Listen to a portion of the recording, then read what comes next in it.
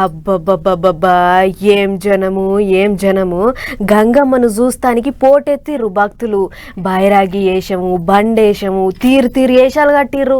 రాయలసీమ ఇలవేల్పుకు చిన్న పొల్లగాండ్ల కాడ నుంచి షురూ చేస్తే ముసలోళ్ళ దాకా ప్రతి ఒక్కళ్ళు గట్టిగా మొక్కులు చెల్లించుకుర్రు. అక్కశెల్లెళ్ళు సారాలు సమర్పించిర్రు. పట్టుబట్టలు, పసుపు బొట్టు పెట్టి దీవెనార్తులు తీసుకోర్రు.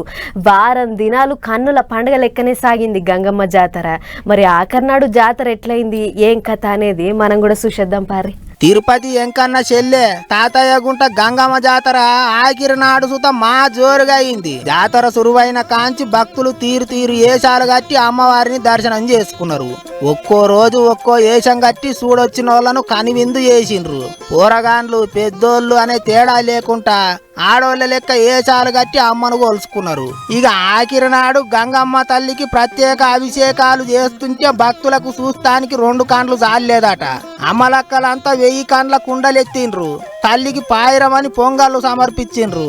అటెనక నిష్టతోని మనసు నిండా దాల్చుకున్నారు. మల్లేడు పండగ చేసేదాకా ఇంట్లో ఏ ఆపతి రాకుండా నువ్వే చూడాలే తల్లి అని ఇంటిల్లాదులు ఒక్క తీరుగా పబ్బతి పట్టిండ్రు.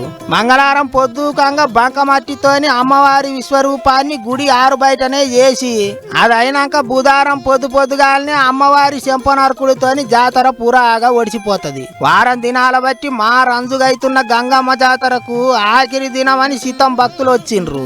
వచ్చినోళ్ళు వచ్చినట్టు ఏదో ఓ ఏషం కట్టి అమ్మను చూసి భక్తితోని మురిసి ముప్పందు అవుతుండ్రు. గిట్లా ఇంటిల్లాదులు గదిలొచ్చిన తాతయ్య గుంట గంగమ్మ జాతర సురువైన కాంచి ఒడిసిపోయేదాకా దినం కన్నుల పండుగ లెక్కనే సాగింది. జాతర సాగినన్ని దినాలు భక్తులు తిరుపతికి పోతే అటు ఎంకన్న దర్శనం అవుతుంది, ఇటు గంగమ్మను సుత చూడొచ్చినట్లు శీతం కదిలిండ్రు.